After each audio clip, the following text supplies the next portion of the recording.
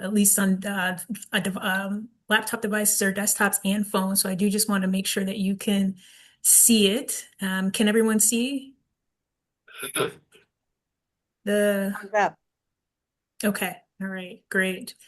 Um, so I just would love for us to just start with closing our eyes and just taking 3 deep breaths. I can appreciate everyone is coming from multiple different places to be here today. And if you're eating or if you're driving, then just do whatever feels best. But I just want to bring our presence here today. So I invite you to close your eyes and we'll go ahead and just take a deep breath, inhaling to what feels comfortable for you and exhale.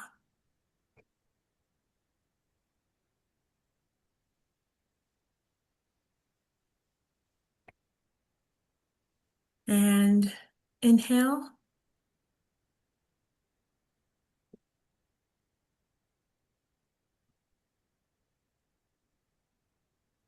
and exhale.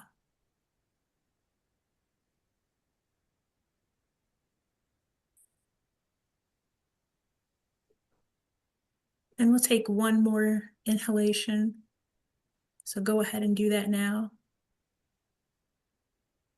Really allowing that breath to go into the belly, allowing that belly to expand. And exhale.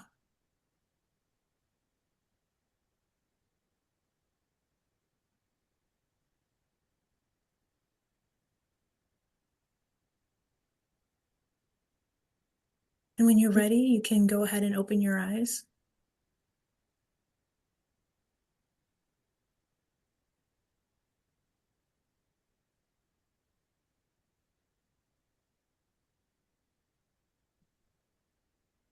So I'm looking forward to our time together today. And I'm glad to see those of you who have put your name into the chat and your pronouns, where you're coming in from. Please keep doing that. I would love to know. The other thing I would really love to know is what brought you here today? Like, why did you show up? And what are you interested in getting out of this experience?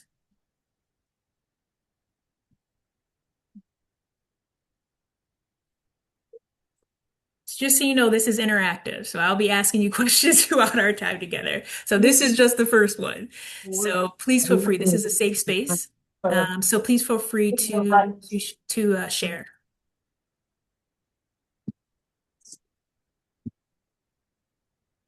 Susan, were you going to say something?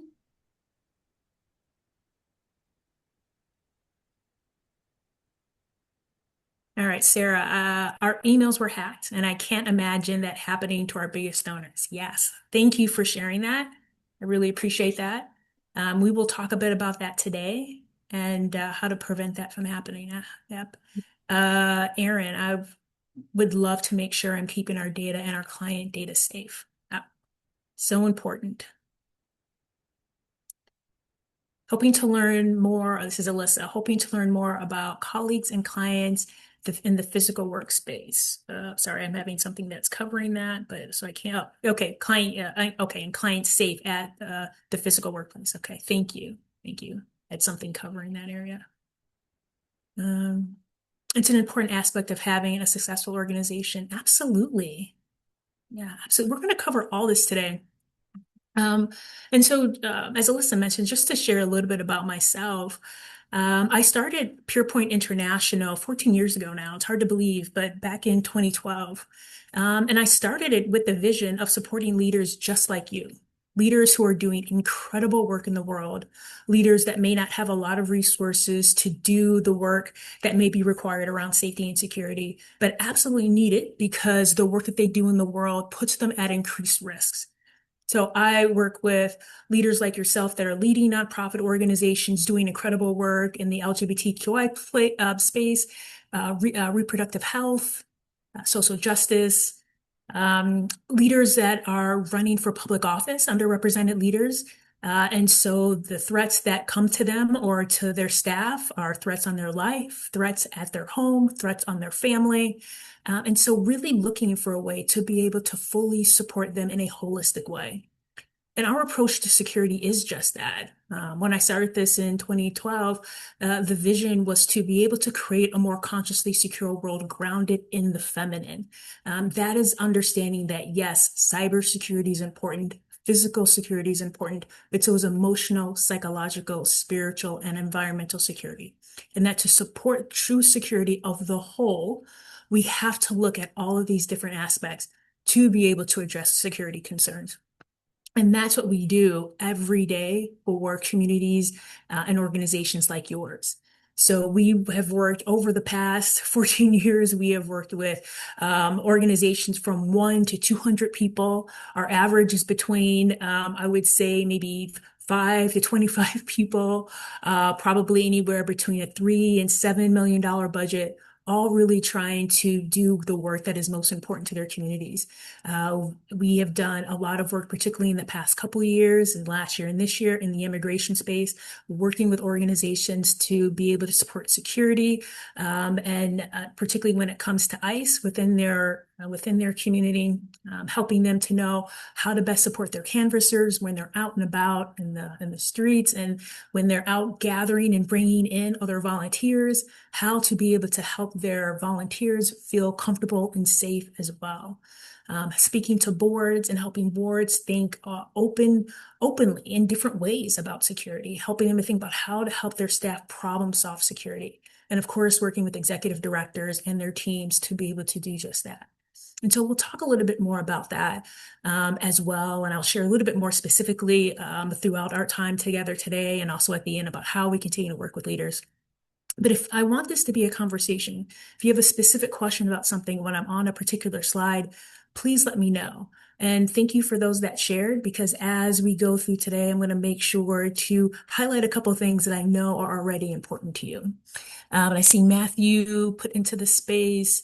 Oh, I see Sean. We have a couple other people that have written. Thank you. So Katie, okay, I saw Katie. So Jen, I'm very interested in keeping grantee files, physical files safe and confidential. Okay. Privacy is important, and I want to learn more about how to keep data private. Remote organization with employees and volunteers of varying levels of IT knowledge and proficiency, currently lacking a formal cybersecurity policy. So thank you, Matthew, Sarah. I am with the nonprofit division of a commercial printer and work with organizations' data files. I want to help organizations best share the data used for communications purposes. Okay. Oh, share their data for communication purposes. Okay, thank you. All right, so I have the chat up on the screen, but it is it's a minimized, so I can only see certain parts of it. But I'm going to keep it up because I want to make sure that we're staying connected. But again, as I'm going through, just verbally stop me and ask a specific question on that page if I don't stop. Okay. So we will be talking about today bridging that gap between data security and privacy. I've talked a bit about our holistic approach. Over the past 12 years, we have created our own cybersecurity, or our own, I should say, holistic security risk assessment, which we call Consciously Secure. We have our own framework. We have our own approach for how we support organizations like yours, again, tailored specifically to this audience. I probably won't spend too much time on the holistic approach, also because I want to make sure that I specifically address your answers and the questions that you have to the answers you provided in the chat already. So we'll go ahead and get started.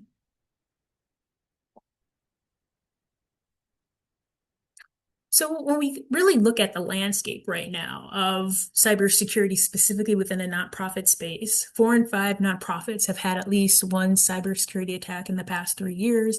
This is out of an organization that is part of the statewide network of agencies that support nonprofits, and particularly overall cybersecurity in the state of Washington. But they specifically put out this report regarding nonprofits to really help ensure that nonprofits do have what they need. And many states are doing this, really trying to either put out resources. So depending on which state you're in, it could be a good thing to check out and maybe just put into Google to see what's available for you. 51% of breaches by the Chronicle of Philanthropy out of 350 nonprofit leaders have reported a breach. So that's probably not surprising. And my guess, it's probably honestly higher than that. 64% of nonprofits do not have any IT staff. I think that sounds pretty accurate to me. And for what I've experienced as well, I think for many of the nonprofits that I've worked with, it's actually even higher. And even for probably one of the larger nonprofits we worked with, which had 200 individuals, they did have someone on site who was a tech and data manager, but they had limited support from their IT service. So there was a lot that was put onto that individual to support with IT, and it was quite overwhelming for that individual. And then 13% of nonprofits had confirmed that hackers have breached and gained access to their data. So there's no doubt that we are living in a time where, particularly with AI, where there is a need to protect our data even more. And because of the threat of AI-enabled malware, even the breach that was mentioned in the chat, it's expected that we'll see more of this. So the onus is on all of us to have an understanding of security and to really make sure that we're doing everything we can, which is why I know that you're here today. And so at the end of the day, we want to make sure that also whatever technology that we're using is secure. So for example, whether you're using Google or Microsoft Teams or Microsoft overall, it kind of doesn't matter. I get the question all the time, should I use one or the other? Should I use Zoom or should I use Teams? Or, the most important thing is, are you using it securely? Like, have you enabled multi-factor authentication? Like, that is probably the most important thing that you should do in your environment. Many cases, particularly if you're using a CRM tool, it's forced enabled, meaning that they probably will not allow you to use their tool if you don't have it enabled, which is ideally exactly what you want. But you want to be doing this on every single tool that you have. And probably a third of the breaches that you have heard about in the news, if multi-factor authentication was enabled, and I'm not just talking about nonprofits, I'm talking about the large companies, large for-profit companies. If multi-factor authentication was enabled, it's possible that at least a third of those breaches would not have happened. That is how important it is. But even if large companies struggle with this, I can appreciate, why smaller organizations would struggle with this as well.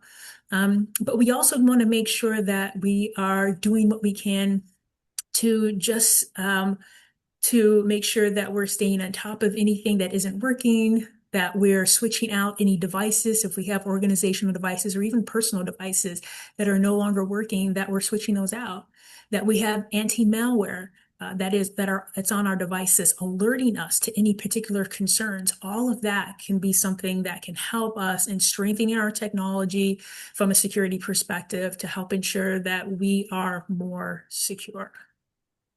And this is, yes, an ethical responsibility. As many of you said, you want to protect the data of your donors, you want to protect the data of your clients, but it's also a legal one. Many of you may not realize, but particularly if you feel like you're a smaller nonprofit and that this certain laws or regulations may not apply to you, but cybersecurity is so important that every single state has an expectation for organizations, for the most part, to meet some sort of cybersecurity requirement. Now, when you look at the regulations, which I do when I work with organizations and I complete a risk assessment with them, I always do a regulatory check. A lot of times, the expectation for a nonprofit may be what it is for other for-profit organizations in the state as well. It just may be to a lesser degree. But either way, a lot of times, if there is a data breach or a cyber breach, the expectation is that the state knows about it. And so there's still, even if there isn't an overarching kind of expectation to the regulation, if there is a breach, there may, and depending on how much data has been impacted, there may be an expectation to report that. And that can be really important, particularly if you have cybersecurity insurance or if you're thinking about getting that. And so, each one kind of, it's like a domino effect. One thing if impacts another, impacts another, impacts another. And so it is important to kind of think about this from also an ecosystem perspective. All the data that you're hosting, the systems that you have, right? That in and of itself is an ecosystem. If data isn't impacted, then who do you have to alert when data is impacted? What is the threshold of data? Depending on how much it is, that could be that trigger point to then having to report to the state to let them know. And then from there, it can go on and on and on. So, but these are the type of things that are important to know as a leader running an organization. So, with that said, why does technology and security or matter for nonprofits?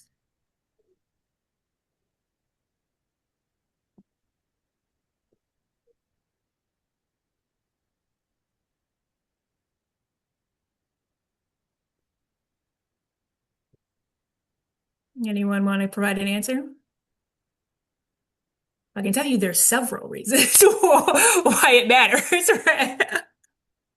Right? Like, yeah, a responsibility to donors and beneficiaries. Absolutely, right? I mean, boards have a fiduciary responsibility as well, right? Like it matters. Right. Probably the most important thing is you want to protect donor trust. I mean, the last thing you would want is to do something that could breach donor data or do something that can breach the trust with donors. I know last year we were working with a number of reproductive health organizations and immigration organizations, and there was a concern that one of the CRM databases was being subpoenaed by the US government because they wanted to know who the donors were that were in that CRM database, and that CRM database was specific to nonprofits, right? And so, the threat there is that a breach doesn't even have to happen, right? There's just a subpoena from the US government to try to find out who is in that database. And that, from what I understand, in the aftermath of that, is that that didn't happen, but the subpoena wasn't obtained. But at the end of the day, if there was a breach of data that then had information around donor data, that could be a concern, right? And we were just living in different times. And so there is an increased expectation of trust. And so we want to ensure that we're continuing to focus on that at every single aspect of what we do. One of the big concerns that I know a lot of the clients that I'm working with now are around protecting financial resources. This is a big thing because of the state laws that are taking place as well as the federal laws around not taking any money that supports anything to do with either anything dealing with elections at the state level, be more at the federal level when it comes to campaign, or I should say campaign financing, any foreign financing that could come in to support any issues that relate to maybe anything relating to ballots, anything supporting any electoral work, anything like that. So for those of you that are canvassing and maybe helping to raise money for a particular issue and you're doing specific work that's supporting a particular candidate or a particular issue, you're looking to get a bill passed, something like that, this can rub against that. And so it's just important to know what are those expectations within the state and what are the different challenges that can come up in relation to that. And there are a whole host of issues here, right, that we can discuss and dive into. But there are so many reasons why this is important. I think, So, Jessica, too, one of the things that you're making me realize as I'm looking at this slide is 2 and 6 and the interconnectedness there, because a lot mhm, of organizations are employing and supporting those vulnerable communities as well as serving them. And it's been mm, this really sort of tricky conversation of like, how do we saturate the whole organization to make it feel safe? So mhm, I just had that aha moment staring at this slide of how many yeah. people in community work in community with us, and that kind of idea of organizers and staff just needing to be aware of that as they're finding new and different ways to work in this kind of era of ICE and many other things. Yeah, absolutely. Absolutely. I mean, remote work is, there are so many different ways to work safely, but remote work, it can be extremely challenging. And so there are so many different intersecting points, right? From is the device secure? Are the systems that the team are using, are they secure? Is the data already secure within the systems that are being, where the data is held? And that can just be where the data is at rest, meaning if you're using SharePoint, or maybe Google Drive, is the data secure there? And then there's a question about the email systems. How are the email systems configured? Is there extra security to prevent potential phishing emails, or at least alerts to that? There are so many different aspects to it. Another one is, are we thinking about encryption? Is there a VPN that's being used? So there can be so much to think about, which can be overwhelming. But the key thing is it's to be committed to something that is important. And so a way to think about it is, okay, what is my priority? What do I have to secure? Is the priority the team? Is this a priority the data? Is the priority our devices? Because we've maybe already had a breach in one of our devices. But there can be a layered approach to thinking about all of these things. Right. And so number 10 there, the holistic security perspective, this is where we really start to bring all that together, right? So we bring in this view of, okay, how are we working securely remotely? How are we securing our team? And so if there are physical security concerns, it's really looking at this and going, what are those specific physical security concerns? Is it because the team is canvassing, and there's a concern there? Is it a concern because we're at the state house and things are and tensions are escalating at the state house? Has someone been doxxed? Is someone now showing up at someone's home?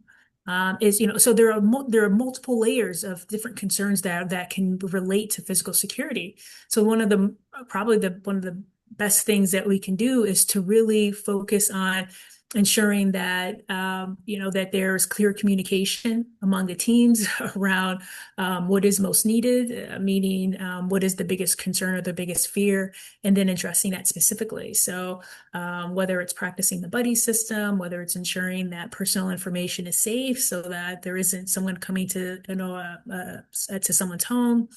If there is a concern at the state house, that there are always two people that are there together. If there's concern of someone working in an office by themselves, that they're together. If there's someone's canvassing by themselves, which I know happens a lot, right? It can, and maybe I've even heard multiple times where we work better when we, and more efficiently when we're alone, canvassing by ourselves. But that may not always be the safest thing to do. So, and having a plan. And I know not everyone feels comfortable calling law enforcement. So if you don't feel comfortable calling law enforcement or your team doesn't, then who are you going to call? You have to have a plan. And talking to your team about that plan is really important as well. So when it comes to thinking about safeguarding the privacy of vulnerable communities, you want to be thinking about that personal information that we have. So what is that HR information? And what information do you have about them? And what about your volunteers? What about others within the community? I know sometimes the volunteers will be helping out to support maybe other services for other people in the community. And so if you're sharing personal information with the volunteers so that they can better support the communities that you're serving, is that in and of itself a concern around breach of data? What are you doing to ensure that those volunteers have secure phones so if you're sharing personal information with them, that they can properly and securely help the community? There's so many, again, different layers to this. Communication channels. You want to ensure that they're encrypted. You want to ensure that if you have a channel, you have one just for staff, and then you have one just for volunteers, and then you maybe have another one for one-on-ones.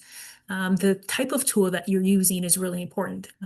I know a lot of people like WhatsApp, but that is the one that has the most vulnerabilities from what I've seen. That's where I see a lot of concerns with people pretending to be a friend of theirs, making their way into a group of volunteers within an organization, and then from there, somehow starting to do any type of what we would call what we call like maybe some sort of phishing, but via text, which is called vishing, VISHING. So, but doing some sort of targeted, focused attacks into a group that was already meant to be secure, but now all of a sudden isn't. Physical locations. Oh, what do your on-site areas look like? Do you have cameras? Are the doors locked? Depending on what type of organization it is your the sign is there a sign outside for your building or of your building with your name on it? Is there a way that the staff can get in and out securely? Or when staff are working there alone, are they secured? Do they actually feel safe being there alone? And so being able to work through these things and ask these questions is an important thing to do. And then individual identities. So obviously, if we're working with people within our community that are undocumented, that are survivors, that are activists, how are we focused on that security? How are we increasing security? And again, taking this layered approach, but then increasing security for those that are most vulnerable. Every situation is different. And so there is no one way to do everything. Even right now, I've done probably in the past just a few months alone, I've done 9 risk assessments with different organizations. And even if many of the risks in some cases come out to be somewhat similar, they're never the same. Every organization is different, and they're all just like yours.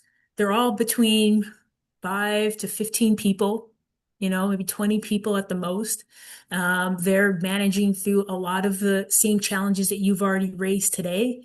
They're just trying to figure out how do they really truly support their community, support their grantees, whatever their core focus is. And so when we think about data specifically, right? This probably, when you're thinking about this and you see this image here, you can probably see, okay, yeah, online giving, we want to be thinking about how money is coming in securely through the website, how we're storing donor information securely, what about our CRM systems, our marketing plans? All of that, like it can be complex when you start to think about all of the different systems that you're using to do all of this and then wanting to ensure that all of them are safe. But that's part of the process. And that's part of the reasons why it can feel overwhelming. But in many ways, it doesn't have to be. The key thing is if you have security settings, which you do in all of these different systems, you want to ensure that they're enabled, you want to ensure that they're on, and you want to ensure they're at the highest degree. The biggest and most difficult thing a lot of the time is culture. And that's where it can be challenging, but or there may be extra need to be able to do what I would call enhanced awareness to be able to help people understand why and help them understand what's important. But in your thinking also around each of these areas, one of the things I'll also add is whatever you're using, is it really the best one for you as an organization? And that can be something to consider as well. I think one of the toughest things for any organization, but particularly probably for a nonprofit, is deciding to switch and go to a new technology because it can be like such a headache to do that. But sometimes that may be what's needed, right? And so making those tough decisions could also be something that can support your overall security. One clue to do that is if you have a tool and it doesn't offer you multi-factor authentication, that can be that could be a clue to move to another tool. So protecting data and financial resources. So, this is a big one because so many attackers are focused on where the money is in any organization, right? So if you're someone who's on the financial side, if you're someone who's in development, you probably will have, if someone is interested in targeting your organization and they're doing that in an intentional way, not just a way where they're kind of have a regular phishing campaign that's ready, where they're trying to bring in anyone who just kind of clicks on their email link. But if they're targeting you specifically, these are the types of challenges that you can see, right? A business email compromise. Like how many of you in your organization have seen phishing emails come in that say they're from your executive director or your CEO and it's not, right? Yes, right, Sarah? Absolutely. Like this happens all the time. So, is there a list or resource for nonprofits to go find out what donor technologies have been hacked the most or have been hacked recently? Oh, that's a great question. I can't. say that there is a list to find that out. One of the things I personally do have a comprehensive list because I do a lot of research on this. But one of the things that I do a lot of research on are the security of these tools. Because when teams come to me, I want to confidently say the tools that you're using are secure. But I can't always say that it's always public around where they've been hacked. And depending on what's happened, the organization also may not publicly disclose it. It may depend on what's going on and whether they actually need to. But when it's possible, and if it's shared, it may be out there, but it may not be in one centralized place. Yeah, I Yeah. asked that just because we've been kind of realizing as we go along trends, you know, Yeah. some Yeah. sometimes we've been like, oh, five organizations all based in New York had this experience on in this month with this technology. So it's Yeah. interesting because it isn't public, that you're totally right, Jessica, and it's something just to be aware of. But it's true that two-factor piece actually, because we find that a lot of organizations don't even think about that. And they're like, oh, great, I'm so glad that's not there because it takes up time. And I'm like, no, you want that on there as a security piece. Yeah. Yeah. No, absolutely. Absolutely.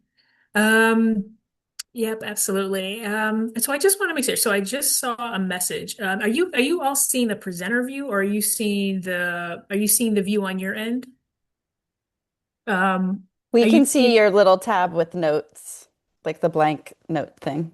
Okay, yeah, I don't actually have notes, but hold on, let me Like we because can see your next slide that's about to come. oh, you can see that. Yeah, so I don't know why that is even showing up. Probably because I have two monitors, and so when I have them connected, let me just disconnect this. Let me see if that because I want to make sure. So thank you for sharing that with me.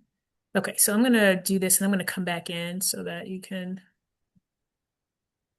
And welcome. We've had a few new folks arrive in the last 10 minutes, so feel free to pepper the chat with your name, where you're tuning in from geographically, and any questions that you have for Jessica today. Thank you for being here. Yep, absolutely. Yeah. Okay, great. All right, so thank you for mentioning that to me, and I'm gonna go back in now and reshare, and so hopefully that can help.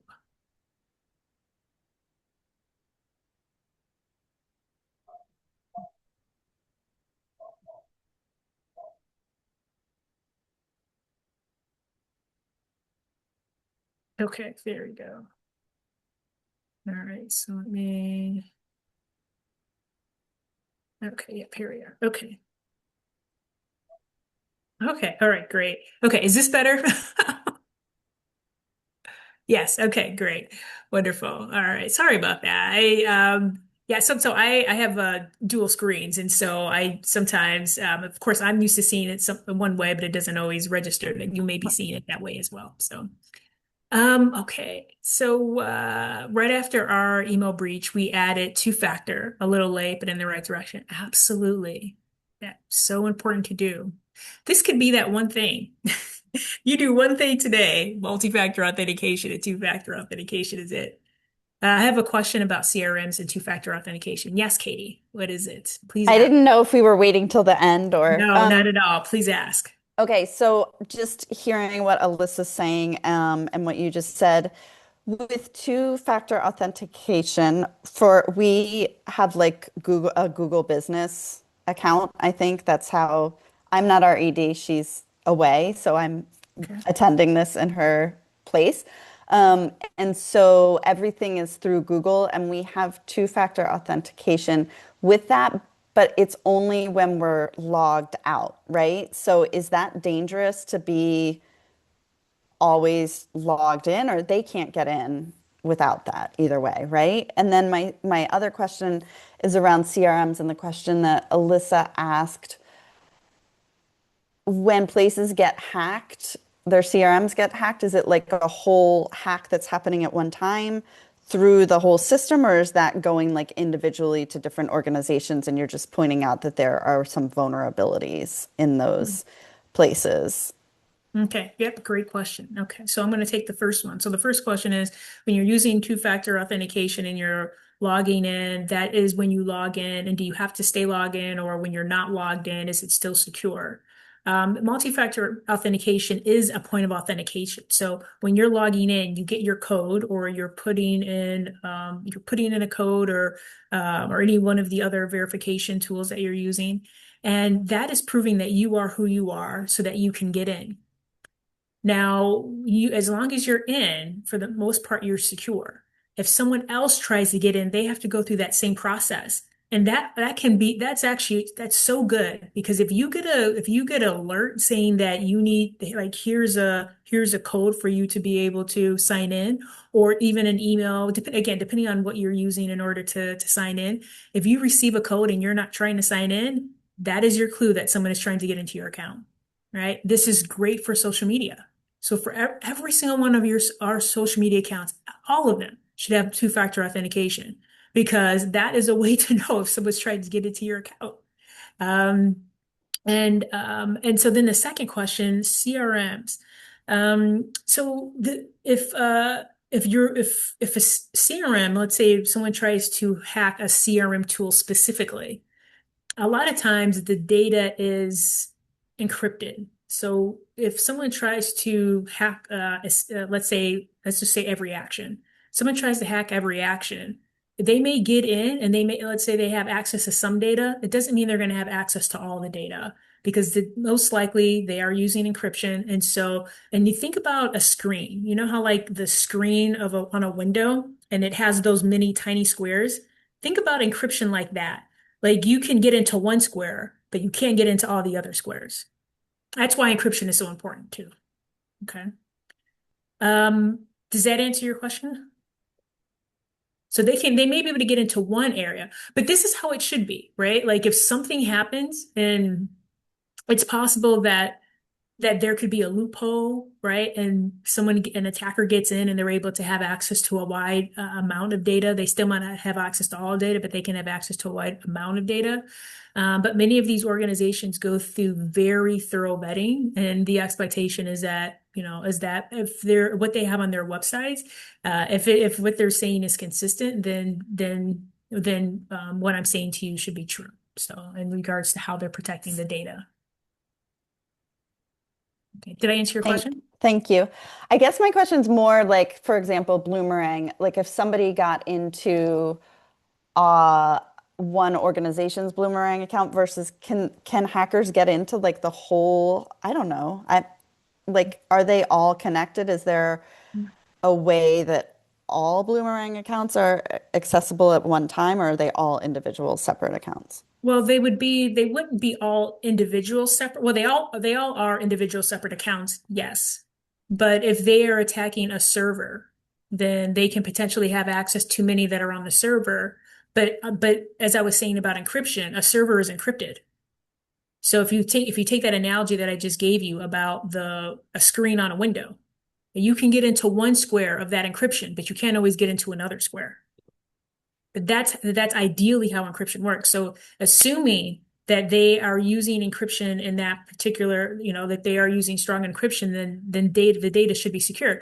But let's say in that one square there could be multiple accounts. There can be 1,000 accounts in that one square, right? So Got is it. it possible Okay. that they could access all 1,000 accounts in that one square? It's possible. Yeah.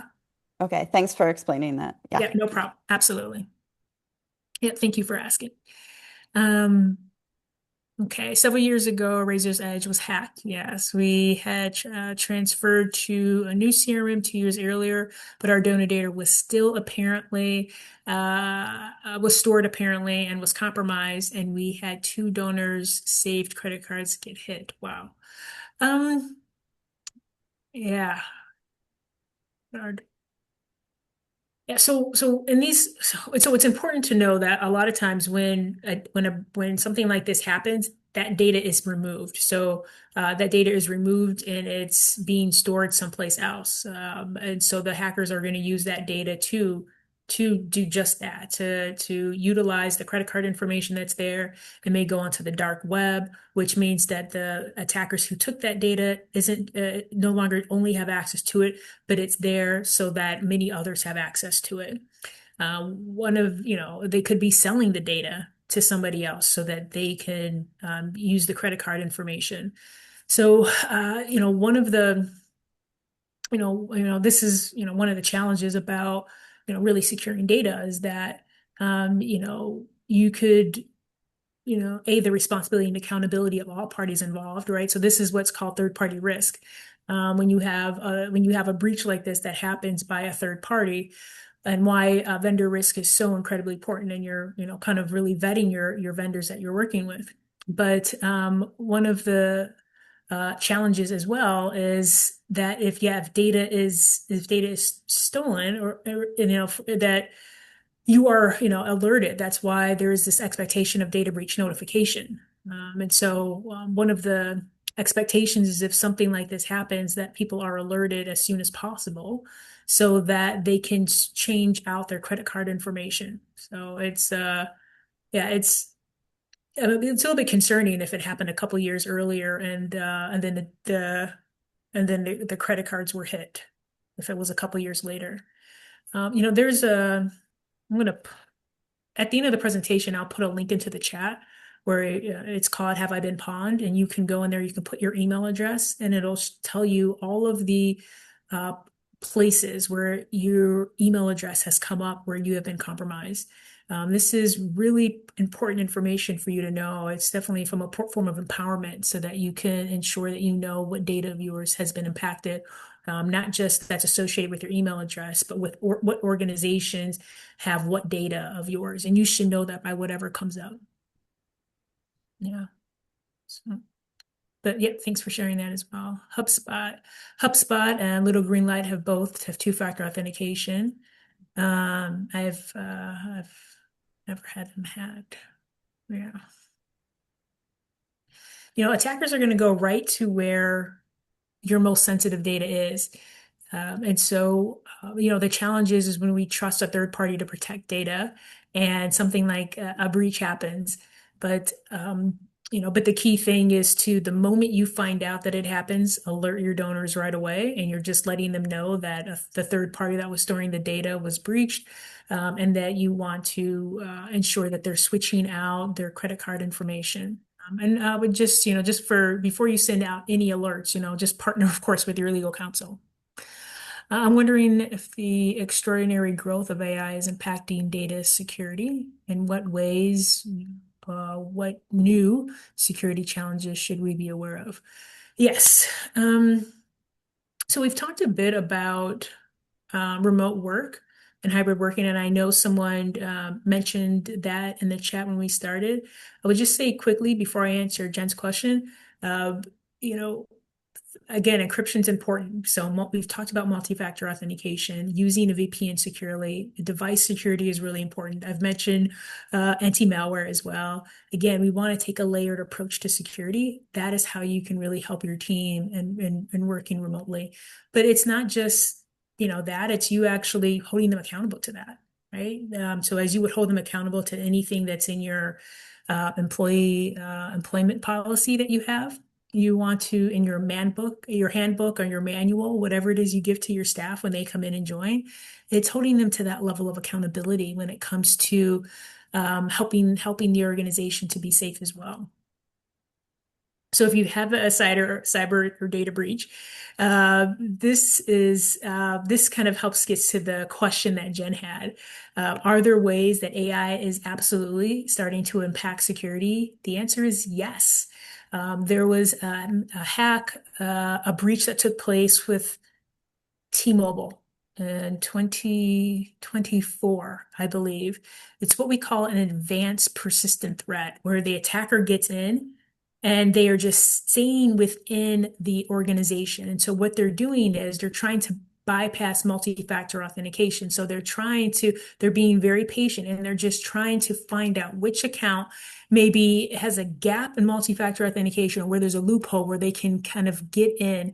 And even if it's enforced across the board, maybe they're trying to find a weak password. So that's another thing. You want to have strong passwords.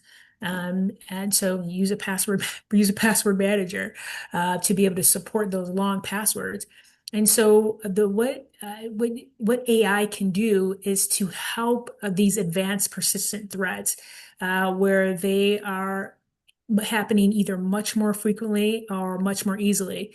In this particular case, they were going after an API interface. So, and there was really the API interface that they were using here. But the idea of, you think about the phishing emails that we mentioned earlier, and you said that, yeah, you've seen the ones that have your ED's name on them. Think about that coming in, but they're much more sophisticated, and which can be kind of challenging because they're already pretty sophisticated now. But think about looking at an email and you absolutely think that it is, that it comes from your boss. It's in their language, it's in their tone of voice. And I believe it was also in, I think, the winter of 2024 in Hong Kong. There was someone who sent a note to, I believe it was someone in finance. So again, that kind of the sweet spot for attackers. They were on the phone. They were literally on a Zoom call just like this. And so they believed 100% because it wasn't just their CFO, it was everyone on their team that was on this call just like this. And it had the voice of their CFO, and their CFO told them to do a $25 million wire transfer. Without question, the person did that wire transfer. And that call was a fake call. So it was an impersonation. They were able to impersonate the voice to be able to get that person, manipulate their behavior by making them think that they were being given a direction from someone that they trusted. And then this person sent the wire transfer. Now, whether you're sending a wire transfer of 25 million or 2,000, you would think that there's some sort of checks and balances that would happen if wire transfers are going through. Now, different organizations have different thresholds, but one of the things that's absolutely so critically important right now are those financial controls. What controls are in place to be able to prevent someone from doing any type of AI impersonation attack like that, where they're on a phone call with you or they're on a video call, and because they're able to do basically what's called a deep fake, and they're able to get you to manipulate your behavior so that you do something that they want you to do without you actually checking your controls or executing whatever financial controls you have within an organization. And we can expect to see more of this in the years to come. I mean, you probably have seen fake videos online, right? I mean, but just now think about those fake videos being used in a way that gets you to send money. Jessica, can I share something? And I'm Yes. curious your thoughts on it. And for folks on the call, this might be really helpful or it might prompt thoughts. Volunteers. So a lot of nonprofits rely on a lot of volunteers. You mentioned the WhatsApp. I think half of our clients have WhatsApp or Slack channels with just volunteers, general people who help mission, not staff, not board, not. And what I've started to notice is we've had volunteers forwarding us emails saying, is this accurate? Coming from some of us staff on the team. So I just Wow. wanted to name the like Yeah. volunteer vulnerability because we're so right and I'm not saying again, this I think might be some of our scarcity mindset. We're so desperate for like the people who will do the things for free. um, Yeah. so we try to organize them really well. And when you get a density of those folks, especially if they're skilled, you're like, this is so exciting. But if you give them access, like if a volunteer is working on your website or helping you with QuickBooks, like I've seen this starting to happen and it really scares me. Yeah. Yeah, and I'm so glad you brought that up because it is very true. You do have to be very, very mindful of that. And again, be very, mindful of the authority that you're giving your volunteers to do certain things, because whatever authority you're giving them to hold personal information as well, and I've seen this with nonprofits, there is also a responsibility for training them on how to utilize and store and protect that information as well. So think about that too. So in the end, when we think about this and we're looking at this from a holistic perspective, we want to be asking, are we protecting the people that we serve? Are we protecting the people who support us? Can we continue our mission during disruption, right? So if you do have an incident, how are your mission critical tasks going to continue if you have an incident?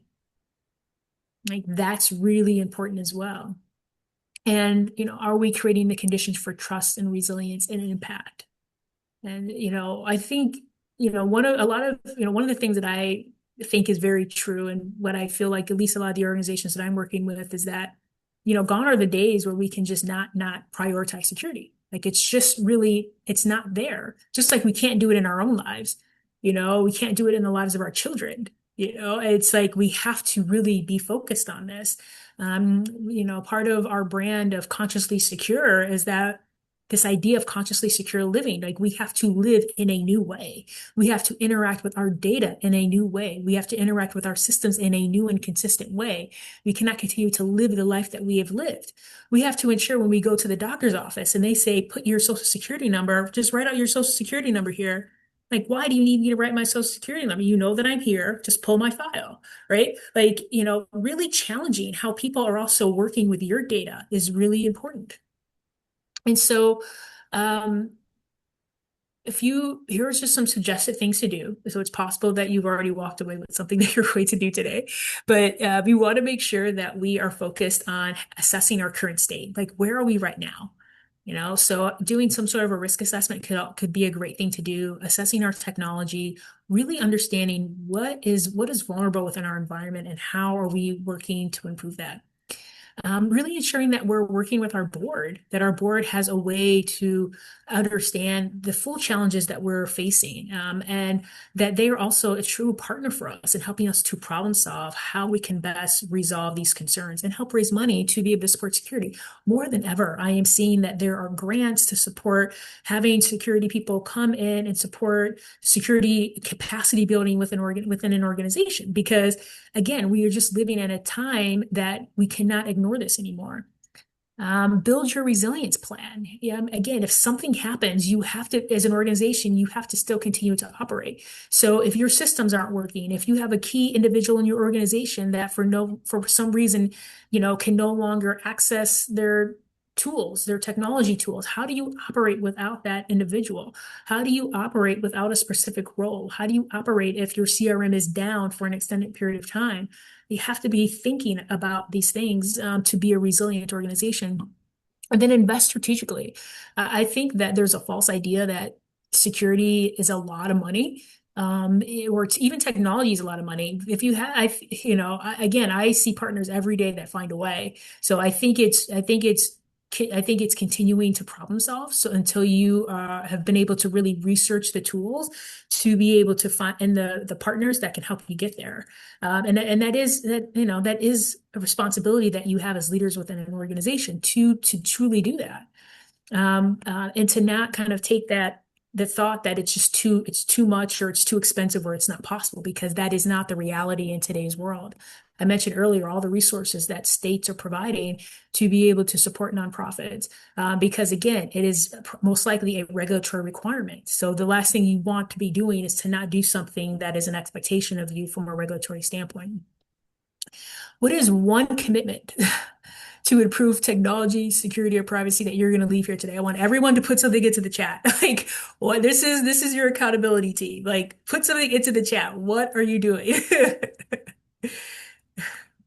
And I just wanted to share, I shared a bit about the organizations that we work with. Probably one of the best ways we do support our organizations that we work with is by doing a risk assessment with our consciously secure approach that we have, that's really holistic and looking at, again, cybersecurity, physical security, but emotional, psychological, spiritual, and environmental security. We focus on helping with policies and procedures. So I know someone mentioned having a cybersecurity policy. The best way to create a cybersecurity policy is to have a risk assessment that can best, put together a policy that best supports your organization. We do post-assessment support, so coming in and being able to help you implement the response to the assessment, and then of course incident response. We also focus on technology, doing assessments and helping to connect you to the right IT partners that can truly help you and being secure. And then and then we have partners or I should say clients that, they have no idea what their where some of their data is. It's not organized necessarily in the way that can best support them in their drives. And so we have a forensics team that can go in and help them to find their data, their most sensitive data, and that they can secure their data, checking to ensure if there are any open links, anything like that someone may get access to and could use against them in some way or bring harm to them in some way or to their community. So with that, it's so wonderful to be with you here today, and I love seeing what's going into the chat right now.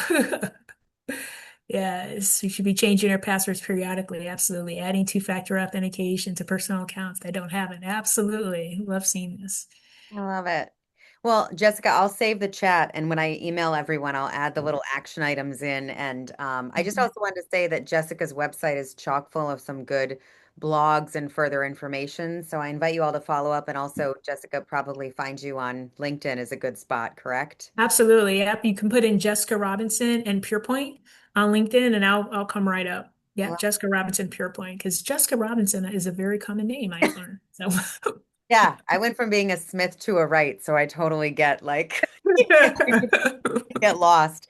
While we yeah. have a minute left, I want to honor if anybody wants to unmute and chime on in with any reflections or further questions while we have Jessica here today. Thank you all for participating in this. It makes me feel better as a donor to many of your causes.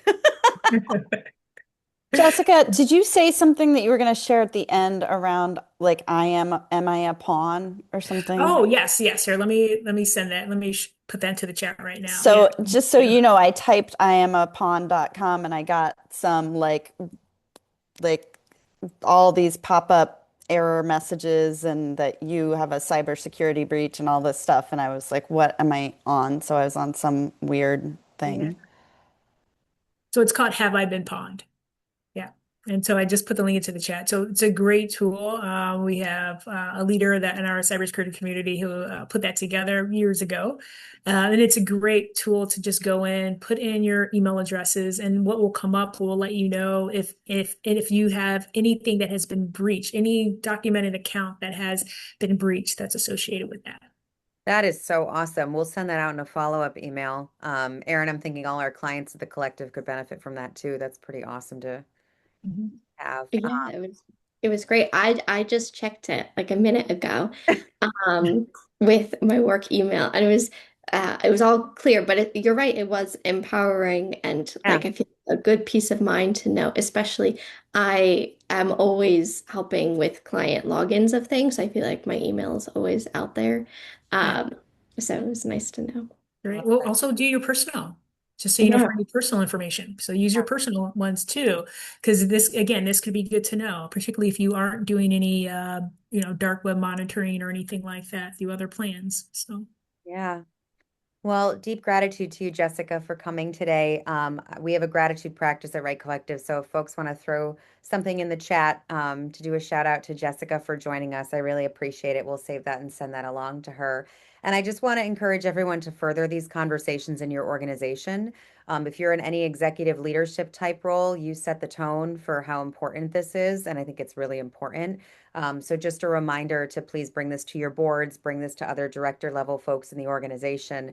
I think it's super important.